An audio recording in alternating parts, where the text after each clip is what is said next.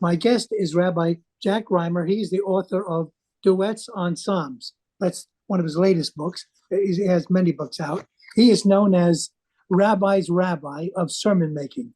He has some of his best sermons have been published in books, and he still in his mid 90s is going strong.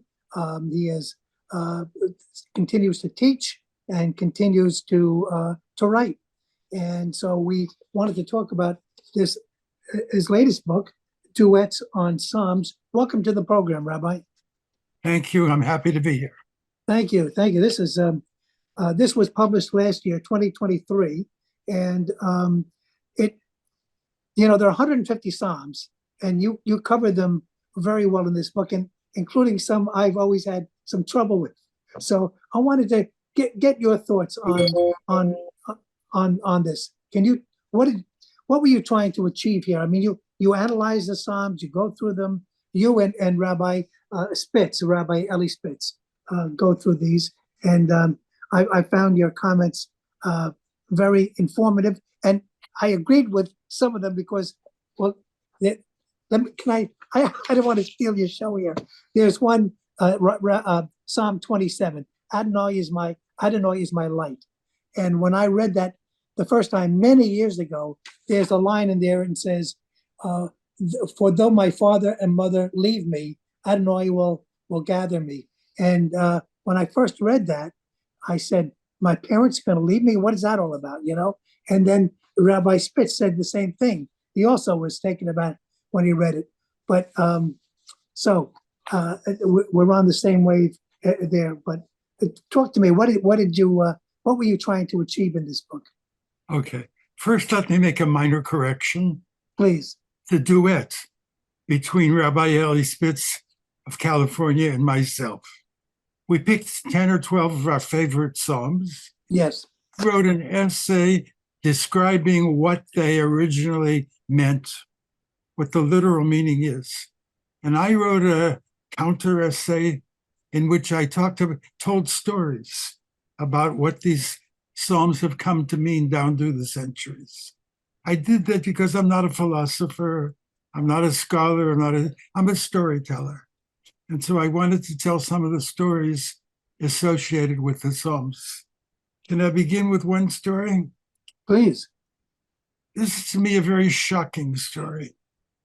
I came home, this is why I wrote the book. Co-wrote the book.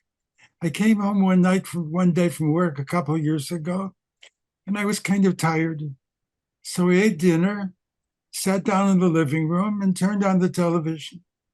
And I happened to turn to a program called Jeopardy. If any of you ever watched it. And I figured, okay, that's good, I'll watch that. The program is in two parts, Jeopardy and what they call Double Jeopardy. In Double Jeopardy, you get more points and bigger prizes.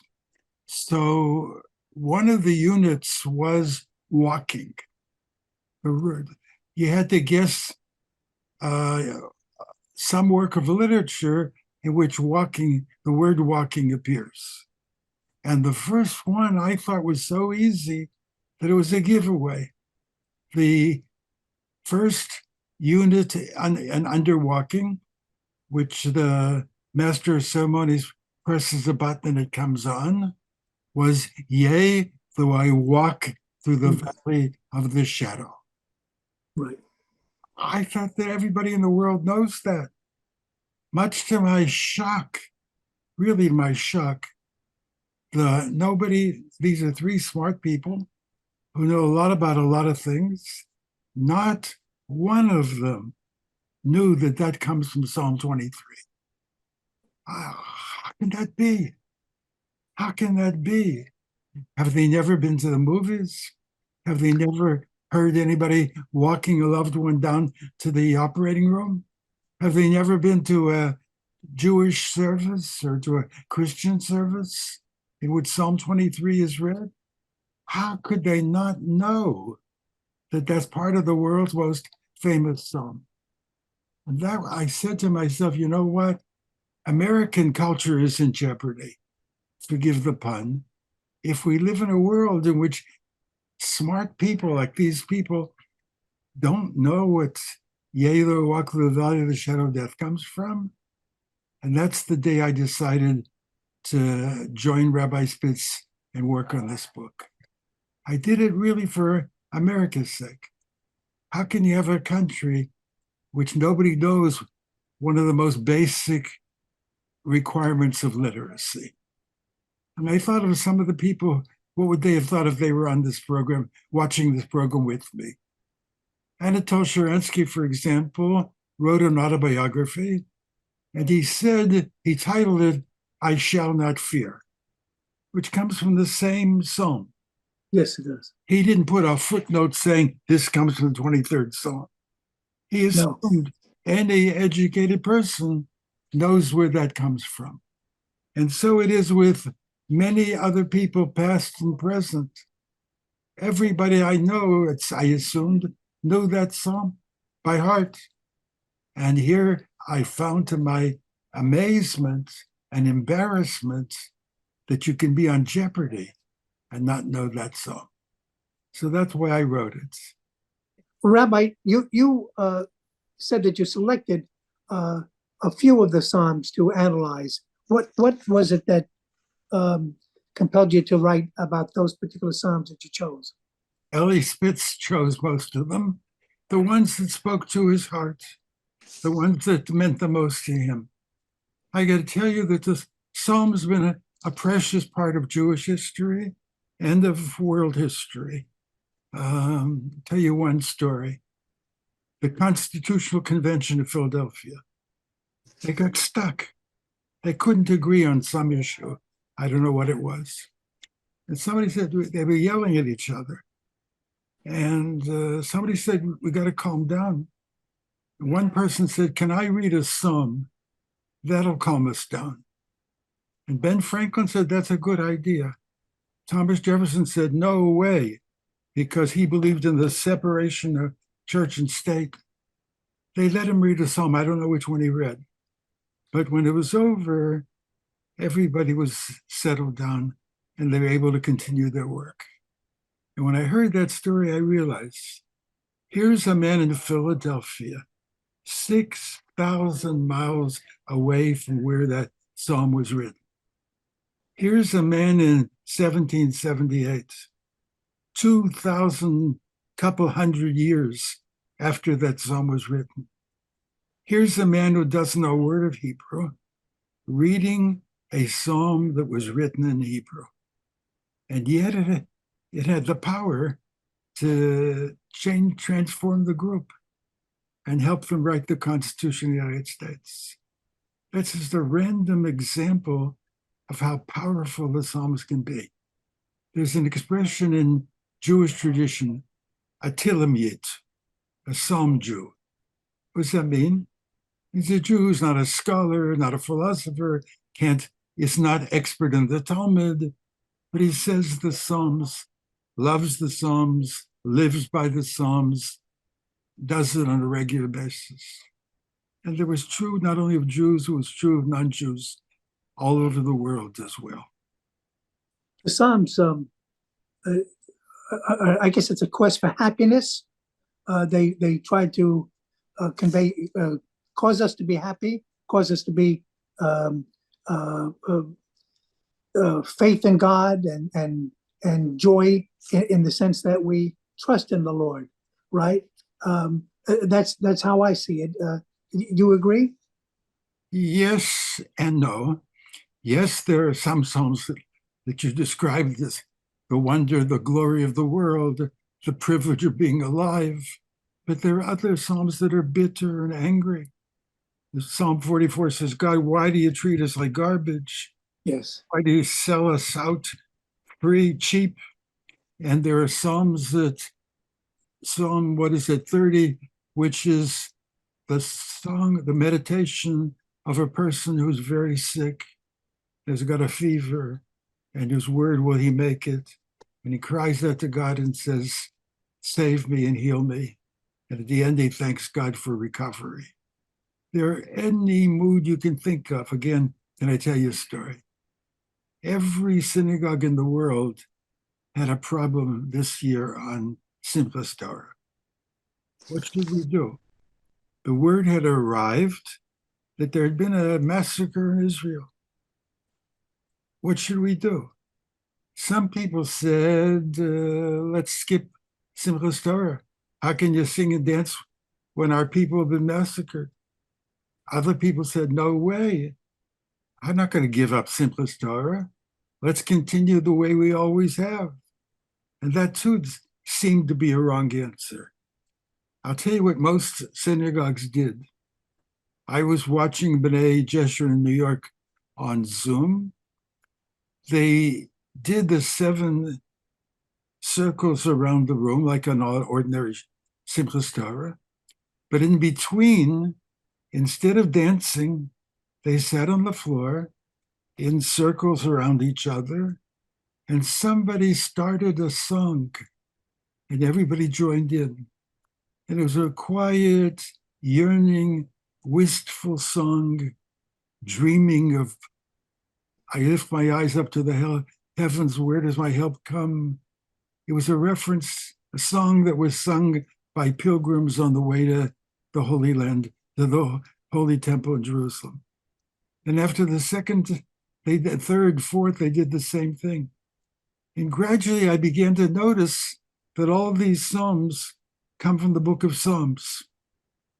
And I realized whatever emotion you have, whether it's gratitude or anger or glory or yearning for Zion, as you can find the best possible expression of it in the book of Psalms.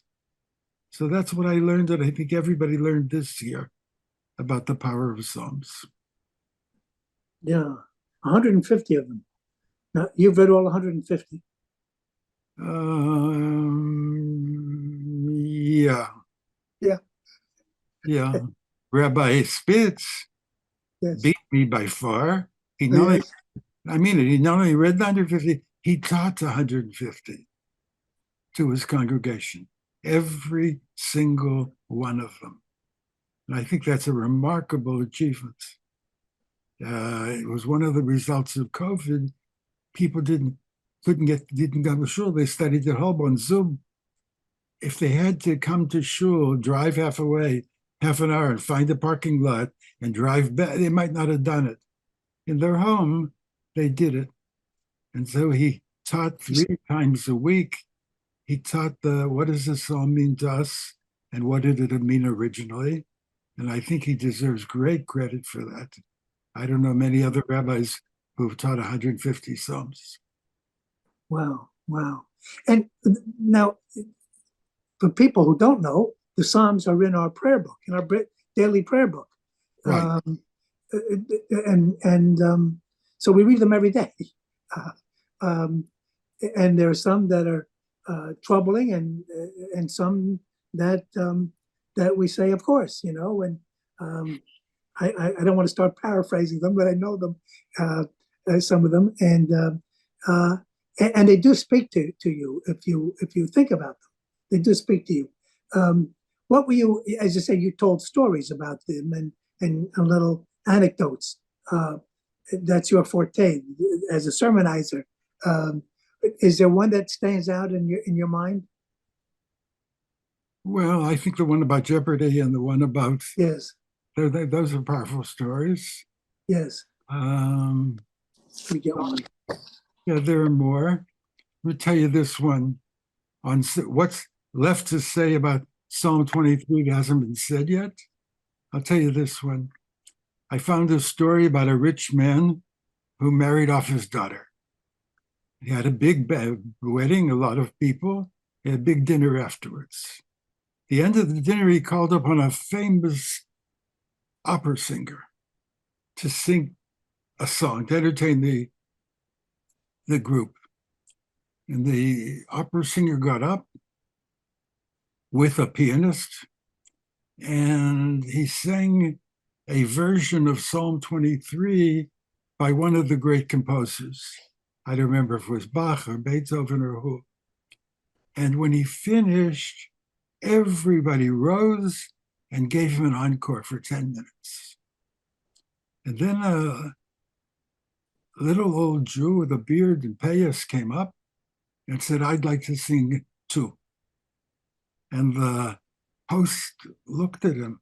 After this famous opera singer, you're going to sing? But he was in a good mood. He said, all right.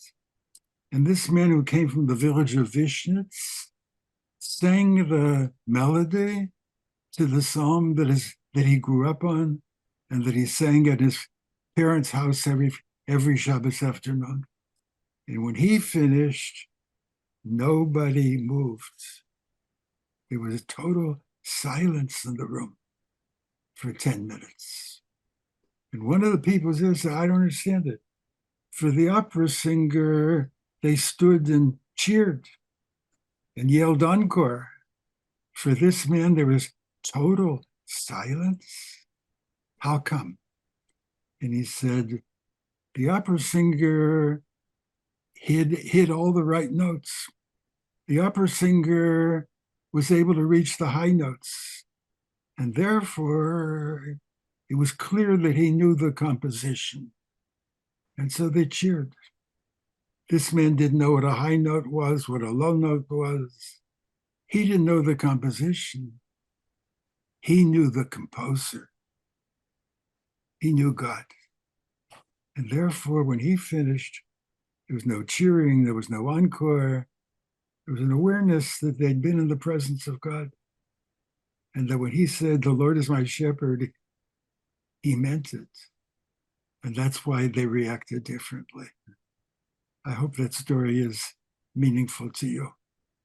Yes, people have said that you should be aware of your surroundings, and people have asked me, can you tell me where God has interceded, that you know God has been in your life and has done something to help you in your life on a journey, at a particular crossroads? Can you identify and say, God, this was God's doing? Can you do that? I mean, I thought about it. I thought about one, but I wanted to know if you heard. That's a very hard. My wife doesn't believe me, but I think it was God. That's a very difficult question to answer. And again, maybe I'll answer with a story. There was a rabbi named Sandy Sasso, who co-rabbi of a synagogue in Indianapolis, graduate of the Reconstruction's Rabbinical School in Philadelphia. Yes. They asked her to speak on the graduation ceremony. She comes back to the airport after the speech, and she hears the announcement on the microphone, her flight has been delayed. That happens nowadays.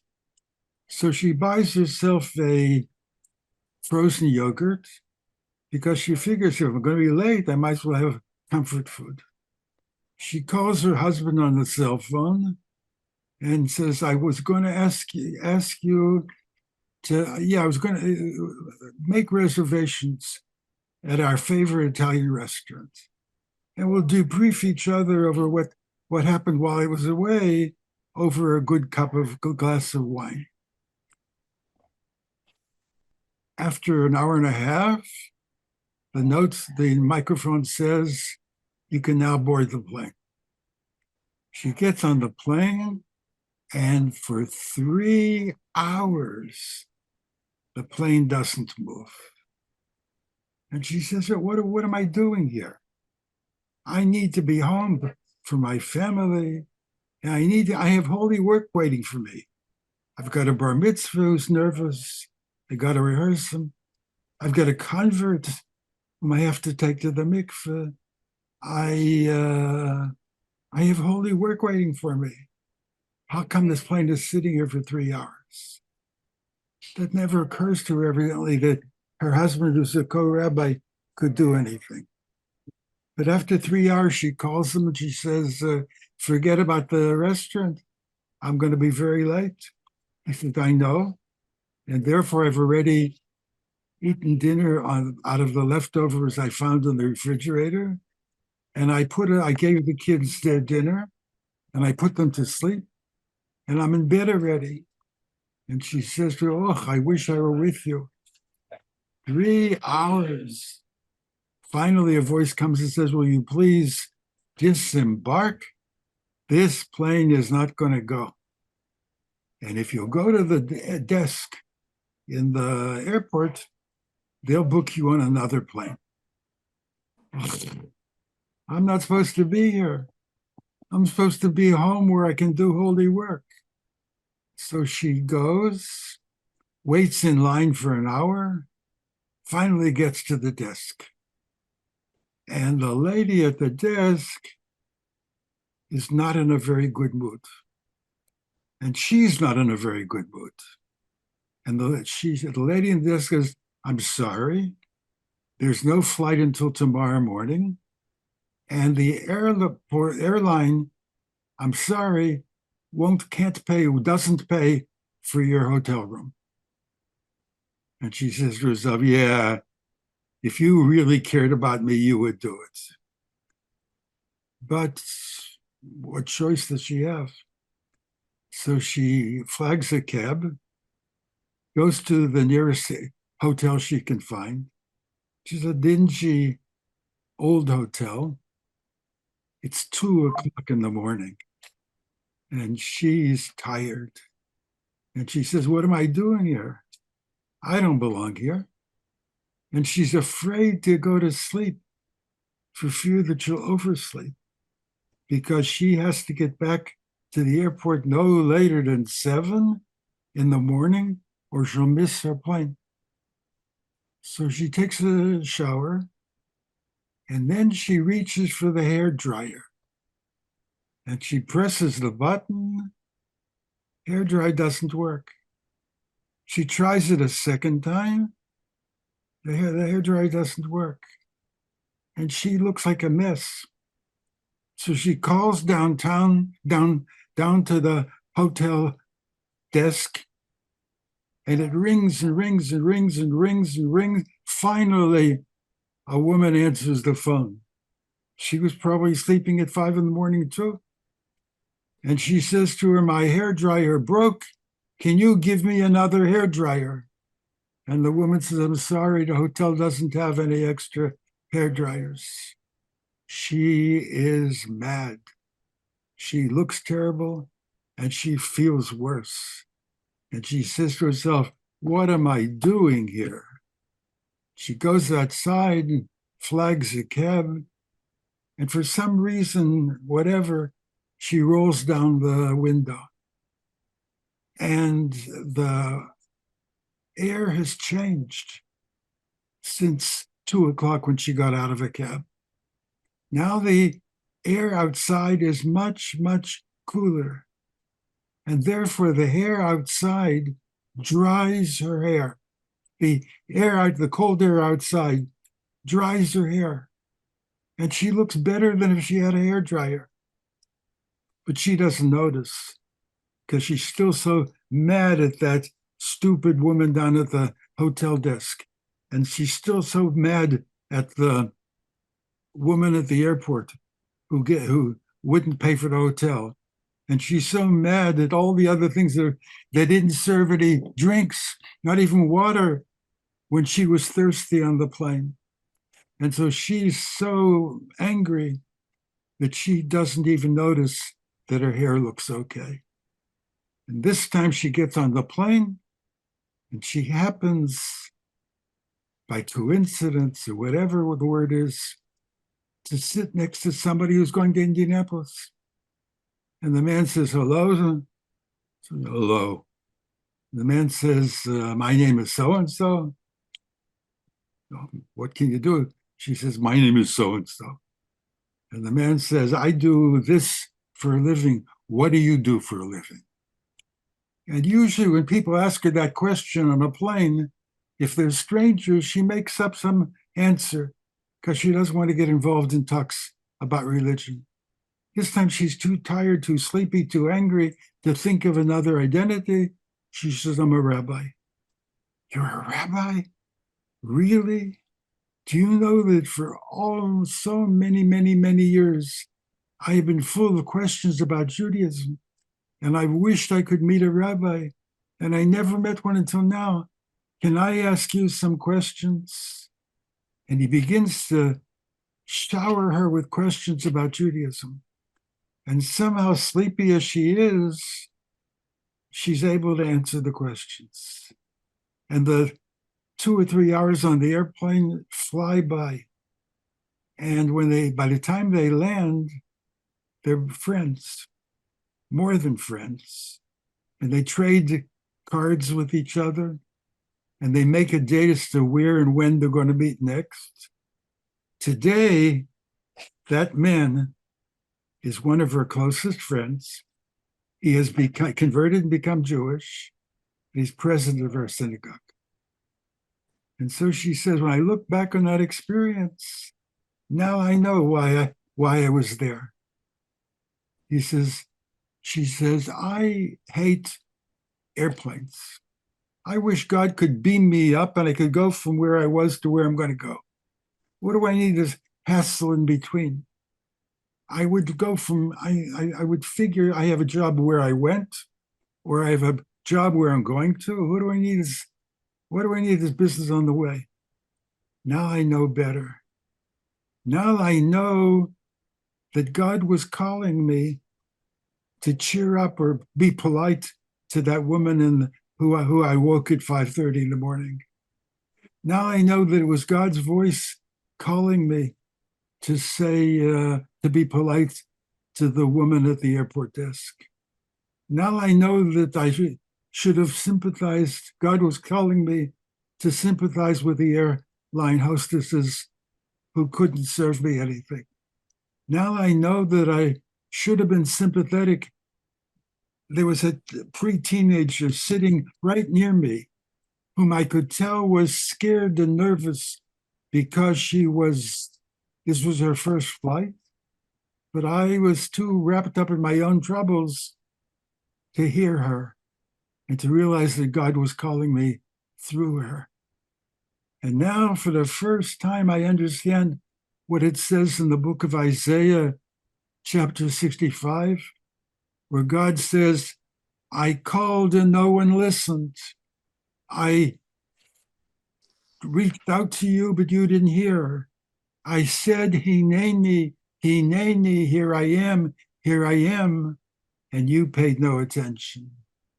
Now I realize, after meeting this man whose life I changed and who changed my life, now I realize God's voice was calling me in all those places and that I didn't realize. And so the lesson that she learned and that I learned from reading her essay, and that I hope that the people in this program will learn from listening to me tell her story, is that God, we don't know when or where or through whom God calls us. But God calls us all the time, whether we know it or not. And it's our task to pay attention and to listen.